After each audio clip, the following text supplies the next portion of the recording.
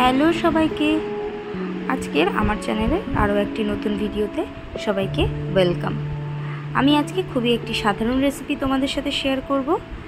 আর এই গরমে মুখের টেস্ট একদমই নেই, তো খুব সাধারণ রেসিপি এখন বাড়িতে তৈরি করে খাওয়া হচ্ছে, সেগুলোই তোমাদের সাথে শেয়ার করছি। আমি কিভাবে কি করেছি তোমাদের সাথে পুরোটাই শেয়ার করব, তোমাদের দেখাবো। আর তোমরাও চাইলে এই রান্নাগুলো এইভাবে করে দেখতে পারো। আর তার আগে যারা যারা এখনও আমার চ্যানেল সাবস্ক্রাইব করোনি তারা এখনই সাবস্ক্রাইব করে নাও। সবার প্রথমেই আমি এখানে বিউলির ডাল নিয়ে নিয়েছি 1 কাপ মতো। আমাদের বাড়িতে আমরা 5 জনের জন্য রান্না করছি, যার জন্য আমার এখানে 1 কাপ ডাল লেগেছে। তোমরা চাইলে তোমাদের পরিমাণ মতো নেবে। আমি এখানে বিউলির ডাল ড্রাই রোস্ট করে ভেজে নিচ্ছি। তোমরা যারা দক্ষিণ দিনাজপুরবাসী আছো তারা মাসকলাইয়ের ডাল নেবে।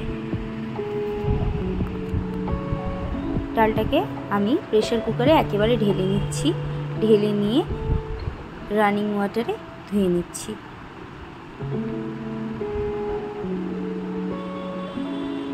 সুন্দর করে কষলে কষলে ধুয়ে নেব, যাতে ডালের গায়ে কোনো রকম নোংরা লেগে না থাকে। কেননা ডালটাকে আমি না ধুয়েই প্রথমে ড্রাই রোস্ট করে নিয়েছিলাম।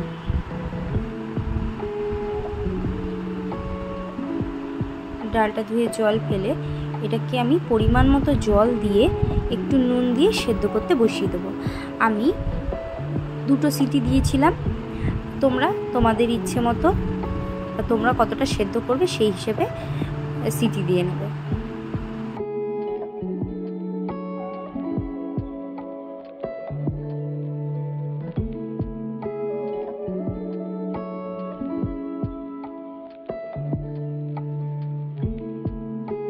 প্রেসার কুকারের মুখ আটকে গ্যাসের ফ্লেম হাই করে বসিয়ে দিয়েছি। আর এই যে পড়ে গেল সিটি। এইবারে আমি একটু পরিমাণে পোস্ত নিয়ে নিয়েছি, সাথে দিয়েছি কাঁচা লঙ্কা। এটাকে আমি অনেকক্ষণ ধরে ভিজিয়ে রেখেছিলাম, মোটামুটি 1 ঘন্টা পোস্তটাকে আমি জলে ভিজিয়ে রেখেছিলাম। আর এই দিকে আমি নিয়ে নিচ্ছি আলুগুলোকে প্রথমেই আমি খোসা ছাড়িয়ে নিয়েছি। তোমরা যেই পরিমাণে খাবে সেই পরিমাণে আলু নিয়ে নেবে। আজকে আমি প্রত্যেকের পছন্দের একটি রেসিপি, সেটা হলো বিউলির ডাল আর আলু পোস্ত। খুবই সাধারণ রেসিপি, কিন্তু তবুও শেয়ার করছি, কেননা এত গরম অন্য কোনো খাবার খেতে একদম ইচ্ছে করছে না, তাই একটি সাধারণ রেসিপি তোমাদের সাথে শেয়ার করলাম। দেখতে পাচ্ছ আমি আলুগুলোকে এরকম ডুমো ডুমো করে কেটে নিচ্ছি। আর আলু পোস্তের আলুগুলো কিন্তু এরকম ডুমো ডুমো কাটলেই বেশি ভালো লাগে। আলু কাটা আমার হয়ে গেছে, এদিকে ডালটাও সেদ্ধ হয়ে গেছে। এবার পালা ডালটাতে কাটা দিয়ে নেওয়ার। কাটা দেওয়ার আগে আমি একটুখানি দিয়ে দিচ্ছি হলুদ। আমি কাটা দেওয়ার সময়ই হলুদ দিয়ে দিই ডালে, তাহলে হলুদটাও সুন্দর গুলে যায়। আর যখন ডালটাকে আমরা ফোড়ন দিই তখন তার কালারটা আরও এনহ্যান্স হয়। প্রথমে আমি কড়াইতে তেল দিয়ে নিচ্ছি। আর তেলটা গরম হয়ে গেলে তাতে আমি ফোড়ন দিয়ে দিচ্ছি 2টো তেজপাতা, 2টো শুকনো লঙ্কা দিয়ে দিলাম। আমি 2টো শুকনো লঙ্কা এই যে। আর একই সাথে দিয়ে দেবো একটু পরিমাণে 5 ফোড়ন। তোমরা চাইলে গোটা জিরেও ইউজ করতে পারো, কিন্তু আমি এই বিউলির ডালের জন্য 5 ফোড়ন ইউজ করে থাকি। শুকনো লঙ্কা, তেজপাতা এগুলো একটুখানি দেওয়ার পরেই আমি দিয়ে দিয়েছি 2টো কাঁচা লঙ্কা।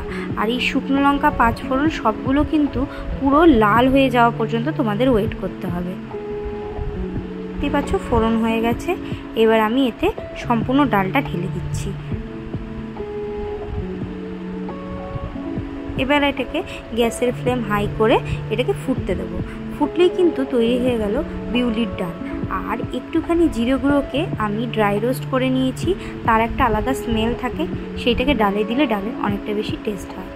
আর গ্যাসের ফ্লেমটা অফ করার আগে আমি একটু পরিমাণে দিয়ে দিয়েছি চিনি আর একটু ঘি। হয়ে গেছে আজকের মতো বিউলির ডাল। এইবার আমি কড়াইতে আবার তেল দিয়ে নিচ্ছি। এবার তেলের পরিমাণটা আমি একটু বেশি রাখছি, কেননা এবার আমি আলু পোস্ত বানাবো। আমি একেবারেই তেল দিয়ে নিচ্ছি। আর তেল গরম হয়ে গেলে তাতে আমি ফোড়ন দিয়েছি কালো জিরে আর শুকনো লঙ্কা। এখানে দুটো শুকনো লঙ্কাকে আমি কেটে দিয়ে দিয়েছি। সেম একইভাবে এখানেও কিন্তু শুকনো লঙ্কা, কালো জিরে এগুলো পুরো লাল হওয়া পর্যন্ত ওয়েট করতে হবে। এই যে পুরো লাল হয়ে গেছে, এবার আমি দিয়ে দিচ্ছি সমস্ত কেটে ধুয়ে রাখা আলুগুলো। এরকম ডুমো ডুমো করে আমি কেটেছিলাম আলু। এগুলোকে দিয়ে গ্যাসের ফ্লেম হাই রেখে আমি কিছুক্ষণ ভেজে নেব। গ্যাসের প্রয়োজন মতো গ্যাসের ফ্লেম হাই লো করতে হবে যাতে আলুগুলো সেদ্ধ হয়।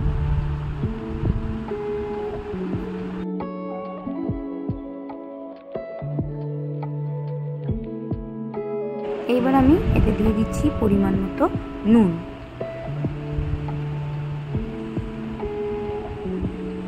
একই সাথে দিয়ে দেব একটুখানি হলুদ। নুন আর হলুদ দিয়ে আমি এই আলুটাকে সুন্দর করে নেড়ে চেড়ে নিচ্ছি।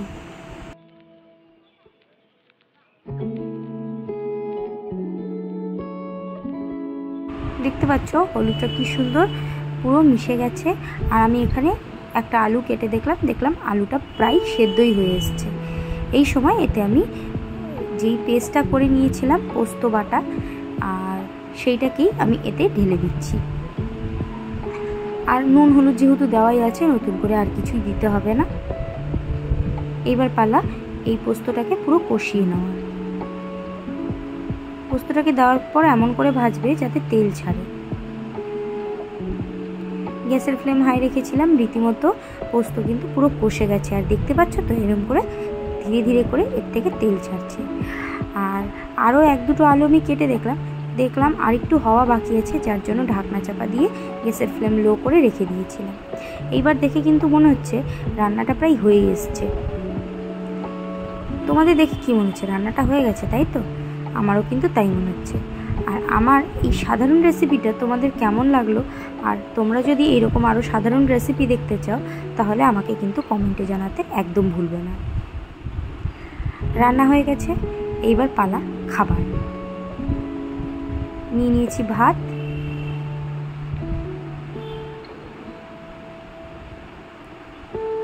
তাতে আমি দিয়ে দেবো ডাল আর আমার পছন্দের আলু পোস্ত। এই কম্বিনেশনটা কিন্তু অনেকেই খুব পছন্দ করো।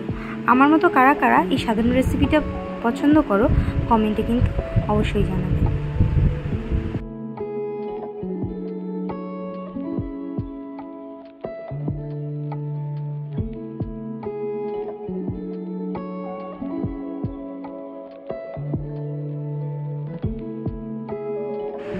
আমি আবার সাথে নিয়েছিলাম একটু পাঁপড় ভাজা, আর এই পাঁপড় ভাজার সাথেও একটুখানি এই ডাল দিয়ে খেলাম।